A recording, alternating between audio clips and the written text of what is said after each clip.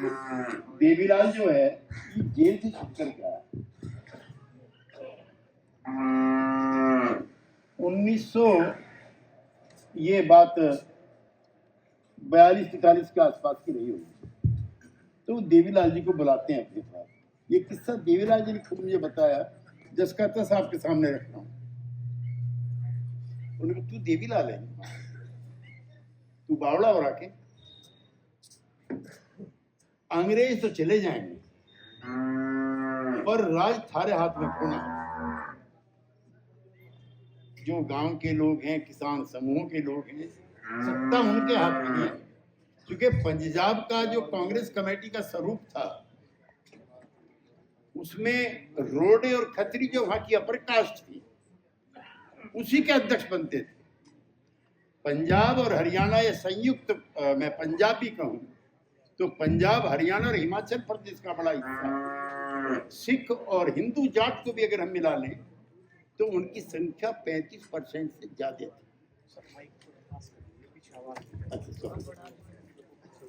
तो 1947 में देश आजाद हुआ तो पंडित रामकिशन पंजाब के मुख्यमंत्री बनते। वो समाप्त होते हैं तो भीमसेन सच्चर वहां के मुख्यमंत्री बनते, और तीसरे एक और सज्जन बनते हैं, इस समय ध्यान नहीं आ रहा। और जब पृथक हरियाणा की मांग चौधरी देवीलाल के नेतृत्व में तेज होती है, उस समय प्रताप सिंह कैरो को बनाया जाता है, जो जात से जात, यानी कि पूरे 10 साल तक एक पूरी कौम जिसकी संख्या सबसे ज्यादा है और लोकतंत्र संख्या का नाम, उसको मौका नहीं मिलता। एक तो वो, दूसरे डॉक्टर अंबेडकर, किसी साथी को हैप्पी न लगे, चूंकि इतिहास है। डॉक्टर अंबेडकर का जो पहला सत्याग्रह वो पानी के लिए, जिस घाट पे पशु पानी पी रहे हैं वहां डॉक्टर अंबेडकर को जाने से रोका जाता है, और वो पहला सत्याग्रह अपना पानी पर करते। और अंग्रेज जो है वो जात पहचान करके ना नौकरी देता, ना बर्ताव करता, ना व्यवहार करता, जो हम लोग कर रहे हैं विद द हिंदू, जात के आधार। मन डॉक्टर अंबेडकर का इतना खराब होता है कि इस आजादी मिल भी जाएगी तो ये तो गौरव से भी बुरे साबित होंगे द इंडियंस। इसलिए वो गांधी जी से भी असहमति रखते हैं और आजादी के आंदोलन में हिस्सा नहीं लेते। लेकिन अंग्रेज जिस तरह की ताल तिकड़म करके पाकिस्तान बनवाता है, फिर वो अछूत स्थान की बात करता है। तो 1931 का किस्सा है, गोलमेज सम्मेलन हो रहा है लंदन में, और हिंदुस्तान के जितने राजा हैं, रजवाड़े हैं, चाहे हिंदू हैं मुसलमान, वो सब गए हैं। उसमें अम्बेडकर भी है और जिन्ना भी है। तो तब तक भारत राष्ट्र नहीं था, India was not a nation. ये कुछ राजे रजवाड़ों के का समूह था, महाराजा फलाना, महाराजा टिकना, अभी मैं ग्वालियर से आ रहा हूँ, महाराजा ग्वालियर, जोधपुर, फलाने।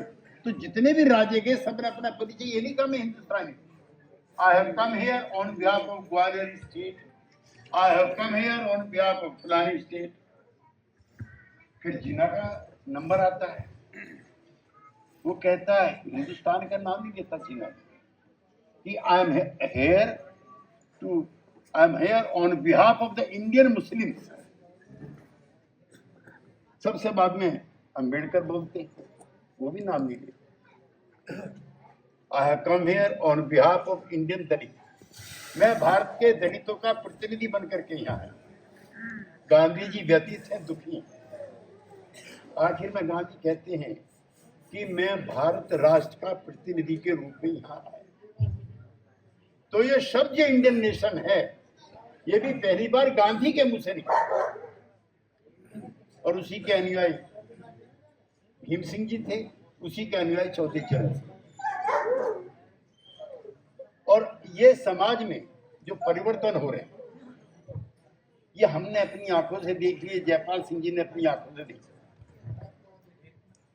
हमने वो दौर भी देखा इन इलाकों में। 74 में हम पहली बार आए थे, 24-25 साल की हमारी उम्र रही होगी। जैसे रोम है, मैं गया हूं वहां, तो वेटिकन सिटी है। तो जो वेटिकन सिटी है उसमें रोम वालों का राज नहीं चलता, उनका सिक्का अलग है। वेटिकन वालों का पुलिस अलग है, और फिर एक पोप है वहां, जिसके कहने से सारे काम होते हैं। जब मैं आया था, बागपत वेटिकन सिटी था और चौधरी चरण सिंह पोप थे, मैं तब आया। कितनी दुनिया बदल गई, कितना जमाना बदल गया। वो बदलाव भी हमने अपनी आंखों से देखे। मैं कोई पॉलिटिकल तकरीर नहीं करना चाहता कि चौधरी चरण सिंह की जो निशानी थी उसको भी हमने यहाँ से पराजित किया। तो दुर्भाग्यपूर्ण, मैं कोई यहाँ चुनाव प्रचार के लिए भी नहीं। एक लंबा समय उनका इन्हीं जद्दोजहद में गुजरा।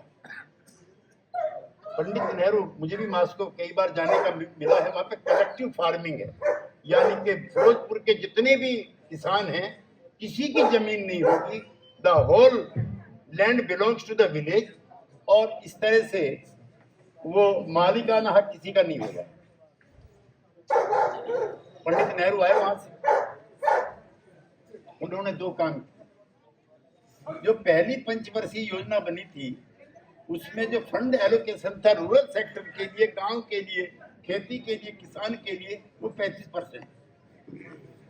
लेकिन रूस में बड़ी बड़ी फैक्ट्रियां लगी थी लेनिन के टाइम पे, स्टालिन के टाइम पे, तो उन्हें लगा कि ये, मैं कोई बेईमानी जवाहरलाल की नहीं मानता, ये मेंटल कन्विक्शन है। उन्हें लगा देश की तरक्की का ये रास्ता बेहतर हो सकता है। 62 आते आते उन्होंने इंडस्ट्रियल सेक्टर के लिए 35% और गांव वालों के लिए 100% कर दिया। पहली उपेक्षा ये होती है गांव। नंबर 1। नंबर 2, वो कहते हैं रूस की तर्ज पर कोऑपरेटिव फार्मिंग होनी चाहिए। और नागपुर अधिवेशन में ये आ जाता प्रस्ताव सरकार। एक चीज और बताएं आप, ये तो हमारा सौभाग्य है कि आप प्रतिनिधि थे। तो सरकारी प्रस्ताव होता है उसका पास होना लाजमी होता है। 2 बार ही कांग्रेस में प्रस्ताव गिरे हैं, एक बार गया सम्मेलन में और एक बार नागपुर सम्मेलन में। एक बार चौधरी चरण सिंह ने विरोध किया कि नहीं, ये रास्ता ठीक नहीं। और दूसरा गया में मोतीलाल नेहरू का और महामना मदन मोहन मालवीय का एक प्रस्ताव था, जिसको सरदार पटेल ने रखा था कि 6 महीने के लिए सारे आंदोलन स्थगित किए जाए। ये प्रस्ताव गिर गया। तो दो ही मुद्दे इतिहास में। तो ये तो चौधरी चरण सिंह जी का कोई व्यक्तिगत नहीं था उनका। और मैं बहुत जिम्मेदारी से और बहुत गर्व के साथ कहना चाहता हूँ, उनका कोई दिल्ली के मकान का पता जानता हो जो है होम के पास संपत्ति। मेरे शहर गाजियाबाद में वो वकील थे, वहां कोई मकान नहीं है। मेरठ में वकील थे, वहां कोई मकान नहीं है। लखनऊ में कौन सा पद है जो उनके पास नहीं रहा, तो मकान नहीं। जब वो प्रधानमंत्री पद से हट गए 1980 में, तो बैठे हुए थे 2-3 पत्रकार भी थे वहां पर, बल्कि शायद 84 की बात है, 80 की 84 की शायद बात है। तो दुखी थे चौधरी साहब, चूंकि 2 ही MP जीत गए थे। तो उन्होंने, पत्रकारों ने चौधरी साहब को दुखी देखा और पूछा कि दुखी कैसे दिख रहे हैं, हार जीत तो होती रहती है। करने में हार जीत से दुखी नहीं, मैं दुखी इस बात से हूँ जैसे सब हार गए, अगर मैं भी हार जाती तो मैं रहता कहाँ। देश में दूसरा नेता बताओ, किसी भी पॉलिटिकल पार्टी जो डॉक्टर अंबेडकर की का जो उत्तराधिकार संभाल रही हैं, सरदार पटेल मार्ग पर 2000 करोड़ रुपए की 4 कोठियां मायावती के नाम है। 4 चैलेंज के साथ कहता हूं, 4। चौधरी साहब की एक चाय की दुकान ही बता दो। तो आपको ये सौभाग्य प्राप्त हुआ है कि आपने उसको देखा है, आपने उसको वोट दिए, आपने उसको अपना प्रतिनिधि चुना है। और कोई अवसर इतिहास में ऐसा नहीं है कि उसने आपको धोखा दिया हो या आपकी कदकाठी कमजोर कर। इस बात पे घमंड जरूर बागपत के लोगों को करना चाहिए। मेरे पास तो 1000 से ज्यादा किस्से हैं उनको लेकर के, नेताओं के साथ वार्ता के, समय समय पर तकरारों के, खत व्यवहार के। और वो निजी जिंदगी में हमें लगता ही नहीं था किसी पॉलिटिकल लीडर के पास बैठे, हमें लगता था शाम को जैसे किसी मंदिर में बैठे। हमारी उम्र बहुत कम थी, इतना हमारी जिंदगी में जरूर अच्छा मौका आया कि चौधरी साहब के जन्मदिन के मौके पर 15-20 लोगों को लेकर के हम लोग जेल गए। एक मलाल चौधरी साहब का आप लोगों से था और जयप्रकाश नारायण को भी।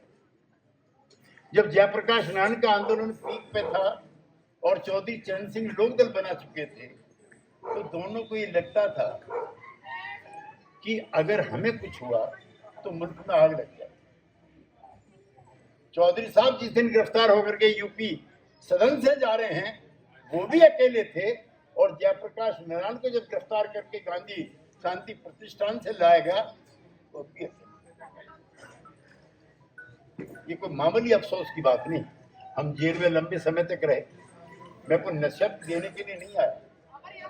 ये कमाल भी गांधी ने किया सारे देश में, यानी कि यही नहीं, जो जिन्ना पाकिस्तान मांग रहा था उसके अपने मुल्क में भी कांग्रेस पार्टी की सरकार बन चुकी थी, जिसे नॉर्थ वेस्ट फ्रंटियर कहते हैं। और फ्रंटियर गांधी के नेतृत्व को गांधी था। जब वो लौटा है गवर्नमेंट से, तो उसे लगा कि तेरे जिस्म पे 2 फोड़े, एक अंबेडकर और दूसरा मोहम्मद अली जिन्ना।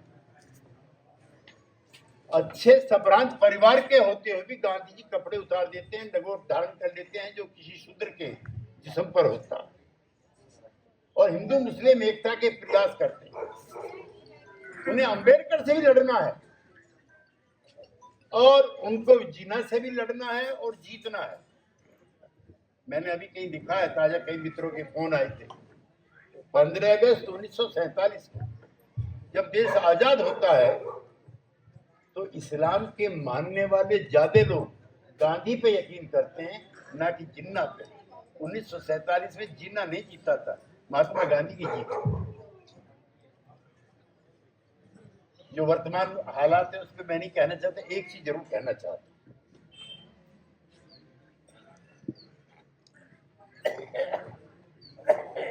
चौधरी साहब ने जो बीज बोए थे इनकलाब के, वो अब अंकुरित हो गए।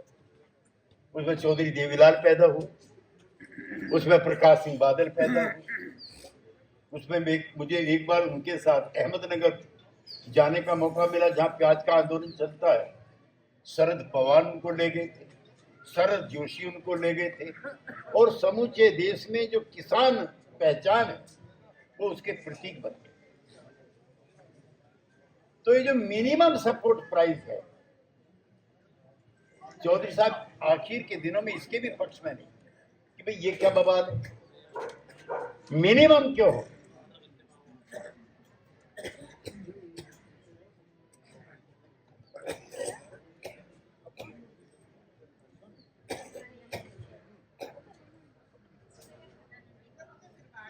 मिनिमम क्यों हो, मैक्सिमम क्यों नहीं होना चाहिए।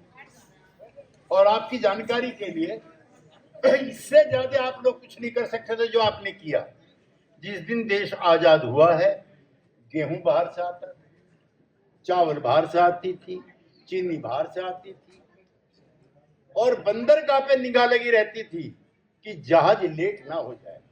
2 दिन अगर जहाज लेट हो गया तो आपके राशन पानी बंद हो जाया करते थे। 1947 का वो जमाना था। इतनी दौलत आपने पैदा की। मुझे पिछली सरकार में जो Food Corporation of India Central Warehousing Corporation है, उसका चेयरमैन बनने का मौका मिला। आपकी जानकारी में नहीं। मैं बताना चाहता हूं आपके किए हुए कार्य को। आज हिंदुस्तान दुनिया का दूसरे नंबर का गेहूं उत्पादक, नंबर 2। आज हिंदुस्तान चावल का दुनिया में सबसे बड़ा उत्पादक। आज हिंदुस्तान शक्कर का सबसे बड़ा उत्पादक। आप इससे ज्यादा क्या कर सकते हैं? उसके बाद भी 750 आदमी आपके मर जाए ठंड, मर जाए लू में, और सरकारों के रवैये ना बदले, ये जरूर अफसोस होता है। इसलिए चौधरी साहब की याद पहले से ज्यादा इसलिए आ 1966 तक न्यूनतम समर्थन मूल्य नाम की कोई चीज नहीं थी, और वो लड़ाई भी जय जवान जय किसान की लाल बहादुर शास्त्री के नेतृत्व में आप ही लोगों ने लड़ी। 1966 में पहली बार न्यूनतम समर्थन मूल्य स्थापित होता है। भाई इनको दिया करो। तय कौन करेगा? उसमें किसानों का कोई प्रतिनिधि नहीं। ये सवाल हमने कई बार उठाया, और आपको और तकलीफ में देना चाहता हूं। अभी जो सरकारी रिपोर्ट आई है, रमेश चांद करके नीति आयोग के उपाध्यक्ष, उनकी रिपोर्ट है जो सरकार के लिए मान्य है कि गन्ने के दाम मत बढ़ाओ। इसके उत्पादक किसान पहले से ही लाभकारी मूल्य ले रहे, इसलिए 3-4 साल से तो जो राज्य सरकार के द्वारा स्टेशनरी जो प्राइस मिलता है वो बंद है, नहीं मिल रहा ना।